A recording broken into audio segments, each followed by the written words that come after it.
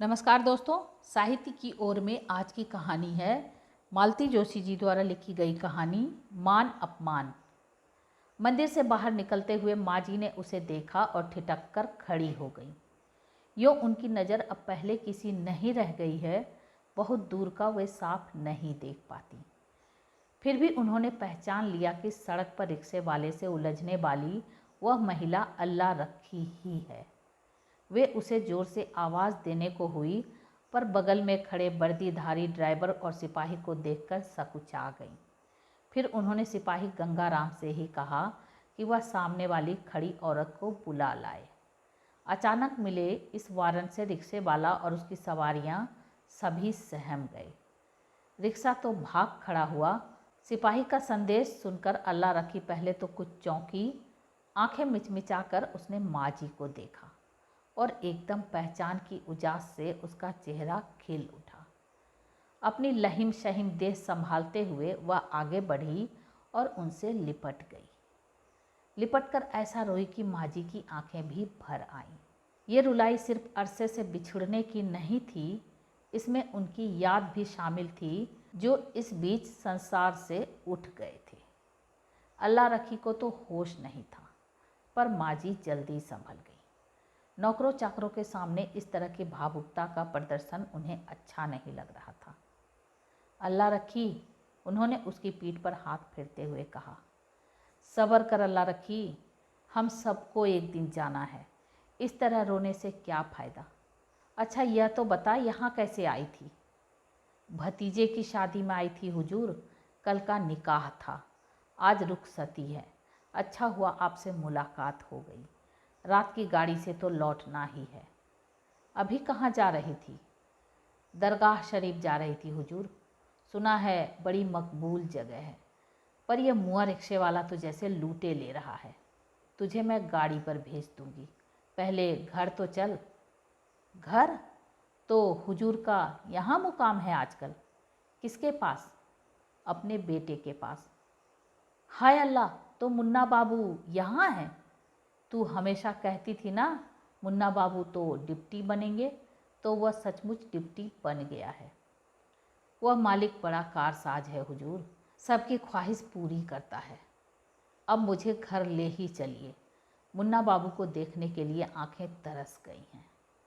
वह तो कल से दौरे पर गया है, पर घर पर बहू रानी है। मैं अभी आई सरकार। वह लपककर अपनी हमजोलियों के पास गई, उन्हें समझा बुझाकर भेज दिया। उनमें से किसी का एक अच्छा सा शॉल लेकर ओढ़ लिया और बोली, चलिए। गेट में दाखिल होते ही अल्लाह रखी की आंखें फैलनी शुरू हुई तो फैलती ही चली गई।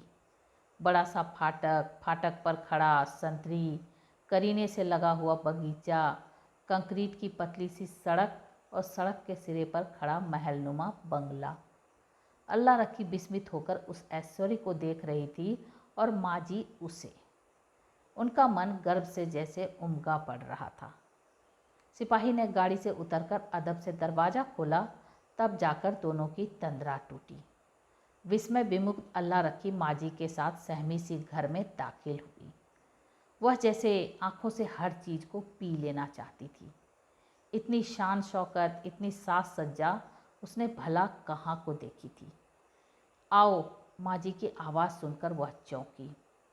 वे लोग शायद माँ जी के कमरे के सामने खड़े थे। वह भीतर पांव देने को ही थी कि सामने ठाकुर जी को देखकर दरवाजे में ही ठिठक गई। अरे आजा, ठाकुर जी तो ऊपर अलमारी में बिराजे हैं, माँ जी ने उसे तसल्ली देते हुए कहा। अब तो मैंने सब विचार छोड़ दिया है। बच्चों के साथ रहना है ना, उन्हीं का सा होकर रहना पड़ता है। वह भीतर तो आ गई, पर किसी तरह उनके पलंग पर बैठने को राजी नहीं हुई। बड़ी मुश्किल से उसे कुर्सी पर बिठाया जा सका। मैं अभी आई, माँ जी ने कहा और कमरे के बाहर जाकर हाँफती काँपती वे ऊपर चढ़ी। बेटे के कमरे के पास जाकर उन्होंने हल्की सी दस्तक दी। बहू। बहू बिस्तर पर औंधी लेटकर कोई उपन्यास पढ़ रही थी। उसने एक ढीला सा चोंगा पहन रखा था और कटे बाल माथे पर चितराए हुए थे। सास की आवाज़ सुनते ही बिजली की गति से उठ बैठी। अरे मम्मी जी, आपने तकलीफ़ क्यों की? मुझे रिंग कर देती। हाँ, इस घर में यह सुविधा भी है। अपने कमरे में बैठे बैठे वे इन लोगों से बात कर सकती हैं। पर हर बात क्या फ़ोन पर कही जा सकती है? बेटे, मेरी एक सहेली आई हुई है, उन्होंने धीरे से कहा।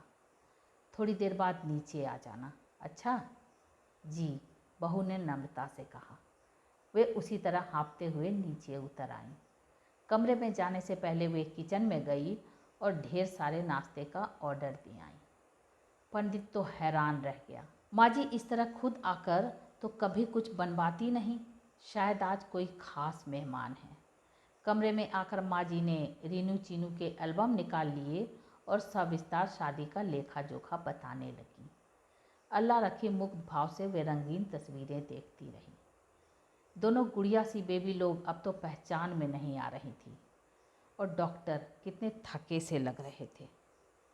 मुन्ने की शादी की तो पूरी फिल्म बनी है, पर तेरे पास टाइम नहीं है ना, 2-3 घंटे तो लगते ही हैं। इंशाअल्लाह फिर कभी इस तरफ आना हुआ तो ज़रूर देखूंगी। ज़रूर आना, माँ जी ने कहा, पर पता नहीं हम लोग तब कहाँ होंगे। पुलिस की नौकरी है ना, हर 1.5-2 साल बाद बदली हो जाती है। अपना अच्छा था, 8-10 साल तो कोई हिलता नहीं था। अल्लाह, क्या दिन थे वे भी, अल्लाह रखी ने उसास भर कर कहा, और यादों की गठरियाँ खुली तो खुलती ही चली गईं। कहने सुनने को दोनों के पास कितना कुछ तो था। बहू ने कमरे में प्रवेश किया तब तक वे 15-20 साल पीछे लौट चुकी थी। बहू को देखकर अल्लाह रखी तो पलक झपकाना भूल गई। क्षण भर तो माँ जी भी अपनी पसंद की दाद दिए बिना नहीं रह सकी। चंपई रंग की रेशमी साड़ी में बहू का अपना रंग एकदम मिल गया था। जड़ी की चौड़ी लाल किनारी से उसने सिर खूब आगे तक ढक लिया था। चेहरे पर लुनाई जैसे कि कल ही ब्याह कर आई हो। कटे हुए बालों को उसने रबड़ से पीछे बांध लिया था। दोनों हाथों में दर्जन भर लाल पीली चूड़ियाँ थी और माथे पर बड़ी सी सुनहरी बिंदिया चमक रही थी। बहू ने आगे बढ़कर बड़े ही शालीन ढंग से अल्लाह रखी के पैर छुए तो वह जैसे सोते से जागी। हड़बड़ाकर उसने अपने कुर्ते की जेब में हाथ डाला और जो हाथ आया उसी से बहू का सदका उतार कर माँ जी को पकड़ा दिया। इसे मंगतों में बांट दीजिएगा। फिर उसने अपना मखमल का बटुआ खोला और एक 50 का नोट बहू के हाथ में थमा दिया। अरे ये क्या करती हो? माँ जी अस्त व्यस्त हो उठी। क्यों, क्या खाली हाथ बहू का मुंह देखूंगी? पर इतना सारा? हाय, मुझ निगोड़ी की औकात ही क्या जो इतना कुछ करूं? ये तो बहू की चूड़ी बिंदी के लायक भी नहीं है। सच जी जुड़ा गया हमारा। आप रात को नज़र ज़रूर उतार दीजिएगा, मुझ निगोड़ी की ही न लग जाए कहीं। माँ जी परेशान हो उठी। बैठे बिठाए उन्होंने इस गरीबनी पर इतना भार डाल दिया। उन्होंने आंखों ही आंखों में बहू को कुछ आदेश दिया। तुरंत बाजार से मिठाई और फल फूल आ गए। मिठाई के डिब्बे पर माँ जी ने अपना सबसे कीमती दुशाला रखा। अल्लाह रखी की फरमाइश पर बेटे बहू के साथ खींचा हुआ अपना एक फ़ोटो रखा और उसी लिफाफे में चुपके से 100-100 के नोट भी डाल दिए। तब कहीं उन्हें चैन आया। जाते हुए अल्लाह रखी बार बार कह रही थी, मैं तो भैया की एहसानमंद हूँ, वही जिद करके ले आया, नहीं तो मेरी आने की कोई मंशा ही नहीं थी। यहाँ आई तो आपके दीदार हो गए। कभी सोचा भी न था कि फिर से मुलाकात होगी। सच अल्लाह बड़ा मेहरबान है, वह दिल की बात जानता है। मुन्ना बाबू को और देख लेती, बस यही कसक मन में रह गई। उसे गाड़ी पर भेजकर माँ जी उदास भाव से कमरे में लौट आई। बहू भी उनके साथ पोर्च तक आई थी। उनका बड़ा मन था कि बहू उनके पास आकर बैठे और पूछे, मम्मी वे कौन थीं? वे उसे सारा इतिहास सुनाने को आतुर थीं, पर बहू को शायद उसमें दिलचस्पी नहीं थी। उसने एक आज्ञाकारी सुशील बहू का रोल अदा कर दिया था। अब वह फिर से कमरे में जाकर पसर गई होगी। उसने फिर से वह चोंगा पहन लिया होगा, फिर से अपना छूटा हुआ उपन्यास उठा लिया होगा। साड़ी तो जैसे उसे काटती है। गनीमत है कि मेहमानों के सामने सलीके से आती है, न आती तो वे क्या कर लेती। उन्हें याद आया, आज सारा कार्यक्रम उलट पुलट हो जाने से उनकी रामायण छूट गई है। वे आसन डालकर बैठ गईं और उन्होंने रामचरितमानस का वह पोथा खोल लिया। रामायण से उन्हें बहुत लगाव है। जब जब उदास हुई हैं, इस ग्रंथ ने उन्हें बहुत धीरज बंधाया है। पर पता नहीं आज क्या हो गया, वे एक चौपाई भी ठीक से नहीं पढ़ सकीं। अतीत किसी शरारती बच्चे की तरह दौड़ दौड़ कर उनके हाथ से पुस्तक छीनता रहा। हार कर उन्होंने पोथी वापस चौकी पर रख दी और हाथ जोड़ लिए। वहाँ से उठकर वे खिड़की के पास रखी अपनी आराम कुर्सी में आकर धंस गई। ये डॉक्टर साहब की प्रिय कुर्सी थी। यूँ तो उन्हें फुर्सत ही कहाँ मिलती थी, पर जब भी मिलती थी वे सिर के पीछे दोनों हाथ बांधकर इसी में लेटे रहते थे। अपनी गृहस्थी का बहुत थोड़ा सा सामान वे साथ रखती हैं, उसमें ये आराम कुर्सी भी है। मन जब भटकने लगता है तो वे इसी में लेट जाती हैं, अपने आप नींद आ जाती है। आज लेकिन नींद नहीं आई, बल्कि स्मृतियों का एक छत्ता सा उस पर टूट पड़ा। कुछ देर तक तो वे प्रतिकार करती रहीं, फिर हार कर उन्होंने अपने को उन्हें सौंप दिया। मुन्ना तब मुश्किल से 8-10 महीने का रहा होगा कि उन्हें दूसरे बच्चे की आहट सुनाई दी। वे तो शर्म से गड़ ही गई। 1.5 साल में दूसरा बच्चा, और वह भी डॉक्टर के घर में। और बात सिर्फ शर्म की ही नहीं थी, परेशानी की भी थी। सास थी नहीं, पहली जच की तो माँ ने निपटा दी थी। दोबारा उसे कष्ट देने का मन नहीं था। वे तो यहाँ आएंगी नहीं, और वहाँ जाने का मतलब था रिटायर्ड पिता पर दोबारा भार डालना। उन्हें होने वाले बच्चे की चिंता नहीं थी, उसे तो वे जैसे तैसे संभाल ही लेंगी। इतना अनुभव तो अब हो ही गया था। पर मुन्ना, उस नन्ही सी जान को कौन देखेगा। वे जितना ही सोचती उदास होती जाती, और उनकी उदासी देखकर डॉक्टर साहब परेशान हो जाते। एक दिन वे बड़े खुश खुश घर लौटे। बोले, मैंने तुम्हारी समस्या का हल ढूंढ लिया है। अब कम से कम तुम्हारे चेहरे पर मुस्कुराहट देख सकूंगा। क्या हल ढूंढा है? वो अपना करीम कंपाउंडर है ना, उसकी बहन को शौहर ने तलाक दे दिया है। 2 महीने से इसी के यहाँ आकर पड़ी है। बहुत रो रहा था। बोला, घर में पहले ही इतने लोग हैं, एक खाने वाला और बढ़ गया। दिन भर घर में ऐसी चकचक मची रहती है कि क्या बताऊं। आप मेहरबानी करके उसे आया बना दें तो एहसान मानूंगा। उसका दिल भी लगा रहेगा, 4 पैसे घर में आएंगे तो बीवी का मुंह भी बंद रहेगा। बात हमारी अपनी समस्या की हो रही थी, वही तो उसके लिए मैं ऊपर लिख रहा हूँ। पर जब तक ऑर्डर नहीं आता हम अपने यहाँ लगा लेते हैं। स्वार्थ परमार्थ दोनों सिद्ध हो जाएंगे। अपने घर में वो मुसलमानी कैसे निभेगी? डॉक्टर साहब एकदम बिफर गए। तुम्हें बच्चे पालने हैं या पंडिताई करनी है? डॉक्टर की बीवी होकर भी ऐसी दकियानुसी बातें करती हो। पति के उग्र रूप को देखकर वे सहम गई। फिर उन्होंने कोई प्रतिवाद नहीं किया। दूसरी सुबह अल्लाह रखी उनके दरवाजे पर थी। पत्नी का लटका हुआ चेहरा देखकर डॉक्टर साहब ने कहा था, देखो मुसीबत की मारी है बेचारी, उसे प्यार दोगी तो बदले में दुगुना पाओगी। उन्होंने झूठ नहीं कहा था। उन्होंने बड़ी मजबूरी में इस नई बला का स्वागत किया था, पर 4 दिन में ही मन की सारी करवाहट धुल गई। महीने भर में तो दोनों ऐसे घुल मिल गईं जैसे बचपन की सखियां हों। उन्हें तो उसके शौहर की बुद्धि पर तरस आने लगा था। ऐसी सलोनी बीवी को भी कोई तलाक देता है? मुन्ने को लेकर भी वे बिल्कुल निश्चिंत हो गईं। रीनू के जन्म तक मुन्ना अपनी बड़ी अम्मा से खूब हिल गया था। वह उसे हाथों में झुलाए रखती। अगर उसे लेकर रात रात भर छत पर डोलना पड़े तब भी उसके माथे पर शिकन न आती। बच्चे का टट्टी पेशाब कपड़े लत्ते वह तन्मयता से धोती। कभी उसने नाक भौं नहीं सिकोड़ी। बीच में किसी ने उनके कान भी फूके कि इस बेऔलाद औरत का साया भी बच्चों वाले घर में ठीक नहीं है। पर तब तक अल्लाह रखी घर का एक हिस्सा बन चुकी थी। रीनू के 3 साल बाद चीनू भी आ गई और अल्लाह रखी का घर में स्थान और पक्का हो गया। इस बीच उसकी नौकरी तो सरकारी हो गई थी, पर वह बंगले पर ही बनी रहती। वैसे तो तीनों बच्चे उसकी आंखों के तारे थे, पर मुन्ने पर तो वह जान ही छिड़कती थी। घर और बाहर उसका अच्छा खासा दबदबा था और सब उससे खौफ खाते थे। मुन्ने का कोई दोस्त उससे मारपीट नहीं कर सकता था। बड़ी अम्मा फौरन लड़ने पहुंच जाती थी। ट्यूटर पढ़ाने आते तो वह दरवाजे के बाहर ही कान लगाए बैठी रहती।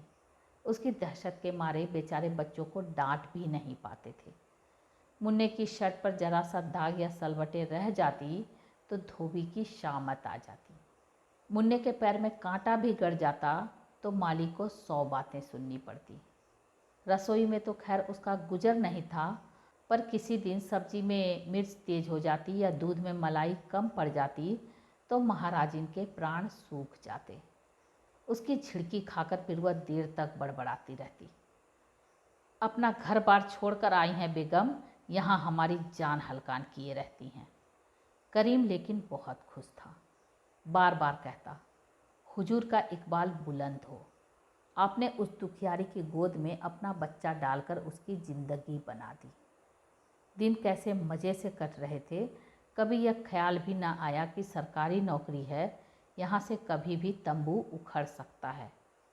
सच तो यह था कि डॉक्टर साहब ने खुद कोशिश करके यह तंबू उखाड़ा था, नहीं तो वे मज़े से वहाँ रिटायर हो सकते थे। पर उस छोटी सी जगह में उन्हें अपने बच्चों का भविष्य नष्ट होता सा लगा। इसलिए उन्होंने तमाम असुविधाओं के बावजूद शहर में बदली करा ली। उफ, क्या रोई है अल्लाह रखी उस दिन। लगा जैसे यशोदा से उनका कन्हैया बिछुड़ रहा हो। उन्हें लगा कि इस अभागिन से उसका खिलौना छीनकर वे बहुत बड़ा अपराध कर रही हैं। पर जिंदगी क्या ऐसी भावुकता के सहारे चलती है? उसे तो आगे ही बढ़ना होता है। शहर आकर कुछ दिन तक तो मुन्ना भी उदास रहा। उसने अपनी अटपटी भाषा में बड़ी अम्मा को पत्र भी लिखे। करीम की मार्फत उनका जवाब भी आता रहा, पर यह क्रम धीरे धीरे टूटता गया। एक दिन बंद भी हो गया। बच्चे बड़े भाग्यवान होते हैं, वे ज़्यादा दिन तक किसी चीज़ के लिए बिसुड़ते नहीं हैं। माँ जी लेकिन इतनी जल्दी नहीं भूली। वह हर साल मुन्ने के पास होने की मिठाई भेजती रहीं, ईद पर रुपए भेजती रहीं। पर शहरी जीवन की आपाधापी में यह सिलसिला भी 4-5 साल से ज़्यादा नहीं चला। एक आध बार अल्लाह रखी खुद भी आकर बच्चों को देख गई, पर उसे यह देखकर दुख हुआ कि मुन्ना अब उसे इतनी शिद्दत से याद नहीं करता। फिर मुन्ने ने बोर्ड की परीक्षा दी, मेरिट से पास हुआ, फिर कॉलेज गया, कंपटीशन में बैठा, IPS बना। इस बीच लड़कियों की शादी हुई, डॉक्टर साहब बीमार हुए। मुन्ने की शादी, डॉक्टर साहब की मृत्यु। इस लंबे चौड़े घटनाक्रम में अल्लाह रखी बहुत दूर की चीज़ बन गई। लेकिन आज लग रहा है कि वह दूर कहाँ थी, वह तो यहीं मन के भीतर बैठी हुई थी। किसी कीमती साड़ी की तरह माँ जी ने उसे सहेज कर रख दिया था। अब अचानक निकाल कर देखा तो लगा वह आज भी उतनी ही नई है, अपनेपन की खुशबू से सराबोर है। मुन्ना पूरे 4 दिन बाद लौटा। उसे जीप से उतरते देखा तो लगा काश अल्लाह रखी उसे देख पाती। पता नहीं कितनी बार तो उंगलियां चटकाती। 6 फुट की कद्दावर देह, चमकता हुआ रंग, नुकीली रौबदार मूछें। पिता ने बहुत चाहा कि लड़का डॉक्टर बने, पर वह जैसे पुलिस अफसर बनने के लिए ही पैदा हुआ था। आगे पीछे सैल्यूट मारते सिपाहियों को देखकर वह नए सिरे से निहाल हो गई। अल्लाह रखी की तरह बुदबुदाई, मुझ निगोड़ी की ही न नज़र लग जाए कहीं, मालिक रक्षा करना। मुन्ना घर में दाखिल हुआ। हॉल में खड़ी माँ को देखकर वह मुस्कुराया। हेलो मम्मी, कैसी हो? अच्छी हूँ, उन्होंने धीरे से जवाब दिया। पता नहीं क्यों जब वह मम्मी कहकर बुलाता है तो मुन्ना नहीं रह जाता। लगता है वाजपेयी जी का दामाद बोल रहा है। बहू की तर्ज पर उसने भी मम्मी कहना सीख लिया है। बहू को तो मुन्ना नाम भी अच्छा नहीं लगता, पर वे क्या करें, उसका इतना बड़ा सत्यजीत नाम उनसे लेते नहीं बनता। बहू की तरह जीतू कहकर बुलाने में संकोच होता है। उन्होंने तो नाम लेना ही छोड़ दिया है। उसे अकेले में मुन्ना कह लेती हैं। कुशल क्षेम के बाद वे अपने कमरे में लौट गई। समझदार माँ थी, जानती है बेटा इतने दिनों बाद लौटा है, बहू से मिलने को आतुर होगा। अगर वे हॉल में ही जमी रहीं तो बेचारे को संकोच हो जाएगा। शाम को वे लोग घूमने निकल गए थे। ठीक तो है, बहू बेचारी अकेले कहीं निकलती नहीं है, अच्छा भी नहीं लगता। जब मुन्ना यहाँ रहता है तो करीब करीब रोज ही दोनों बाहर निकल जाते हैं। आए दिन पार्टियाँ भी होती ही रहती हैं। रात में वे खाना खाती नहीं हैं, इसलिए खाने की मेज़ पर बेटे से भेंट होने का सवाल ही नहीं था। वे चुपचाप बैठी प्रतीक्षा करती रहीं। सोने से पहले वह उनका हालचाल पूछने जरूर आता। तब वे उसे अल्लाह रखी के बारे में बताएंगी। सुनकर कितना खुश होगा। नहीं, खुश क्यों होगा, बल्कि उसे तो दुख होगा कि वह दौरे पर था और इतने सालों बाद भेंट का एक मौका मिला था, वह चूक गया। वे लोग शायद किसी पार्टी में चले गए थे। रात काफ़ी देर से लौटे। बहुत देर तक प्रतीक्षा करने के बाद उनकी थकी देह ने जवाब दे दिया था और वे बिस्तर में दुबक गई थी।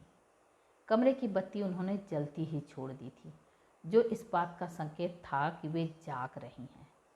मुन्ना देख लेगा तो कमरे में जरूर आएगा, यह हमेशा का ही नियम था। गाड़ी से उतरकर बहू तो अपने कमरे में चली गई, पर मुन्ना उनके पास आकर बैठा। इससे पहले कि वे कुछ कहती, उसी ने पूछ लिया, इधर मेहमान कौन आया था अम्मा? मीनू बता रही थी। अरे तेरी बड़ी अम्मा आई थी, उन्होंने हुलस कर कहा। बड़ी अम्मा? मुन्ने के स्वर में आश्चर्य का भाव था। अरे अपनी अल्लाह रखी, भूल गया क्या उसे? और उसके उत्तर की प्रतीक्षा किए बिना वे पूरी गाथा सुना गई। कैसे अचानक उससे मुलाकात हो गई, कैसे वे उसे अपने साथ घर ले आईं। यहाँ का वैभव शान शौकत देखकर उसकी आंखें कैसी फटी की फटी रह गईं। अपने मुन्ना बाबू को न देख पाने का उसे कितना मलाल रहा, और बहू को देखकर तो वह ठगी सी रह गई। वे बड़े गर्व से बता रही थीं। और बहू ने पैर छुए तो इतनी गदगद हो गई कि बस। क्या कहती हो अम्मा? मीनू ने उसके पैर छुए थे? मुन्ने ने बीच ही में टोक कर पूछा। अरे हाँ, वह इतना खुश हुई कि बस बोली, आजकल इतना आदर मान कौन देता है, जानते हो उसने पूरे 51 रुपये मुंह दिखाई के दिए हैं। तुम कमाल करती हो अम्मा। मुन्ने के स्वर में अब भी वही हैरानी व वही तल्खी थी। बहू से एक नौकरानी के पैर पड़वा लिए? वे एकदम हतप्रभ रह गई। उनके सारे उल्लास पर जैसे पानी पड़ गया। एक मन तो हुआ कि कह दें बहू ने अपने मन से ही पैर छुए थे, उन्होंने नहीं कहा था। पर इतना बड़ा झूठ वे नहीं बोल पाई। यह सच है कि उन्होंने कुछ नहीं कहा था, पर यह तो सच है कि अल्लाह रखी का परिचय उन्होंने अपनी सहेली के रूप में दिया था। तुम भी कभी कभी गजब करती हो अम्मा। इसमें ऐसा कौन सा गजब हो गया बेटे? उन्होंने आहत स्वर में कहा। वह औरों के लिए नौकरानी हो सकती है मुन्ना, पर तुम्हारी वह धाय माँ थी। पूरे 11 साल तक उसने तुम्हें छाती से लगाकर पाला है। तुम्हारी बहू उसके पैर पड़ लेती है तो कोई अनर्थ नहीं हो गया। तुम बात को समझती नहीं हो अम्मा। कम से कम यही सोच लिया करो कि तुम्हारी बहू कितने बड़े घर की बेटी है। बेटे, लड़की का अपना कुल कुछ नहीं होता, वो तो जहाँ ब्याही जाती हैं उसी घर परिवार की कहलाती हैं। पर अम्मा, मान लो वो मना ही कर देती तो तुम्हारा कितना बड़ा अपमान होता, और क्या वह मुझे अच्छा लगता? उसका मन हुआ कि कह दें, अरे वह पराए घर की लड़की। वह क्या अपमान तो तुम कर रहे हो, जो तुम मेरे अपने जाए हो। पर अब इतनी बात कहने को भी उनमें हौसला ना रहा। उन्होंने करवट बदल ली और चादर को सिर तक उड़ते हुए बोली, बेटे जाओ तो बत्ती बुझा देना, आँखों में लगती है। तो ये आप सुन रहे थे मालती जोशी जी द्वारा लिखी गई कहानी मान अपमान, रेनू की आवाज़ में। ऐसी अद्भुत कहानियों को सुनने के लिए मेरे चैनल को सब्सक्राइब करें, लाइक करें और शेयर करें। और हाँ, कमेंट करके ज़रूर बताएं कि आपको ये कहानी कैसी लगी। Thank you.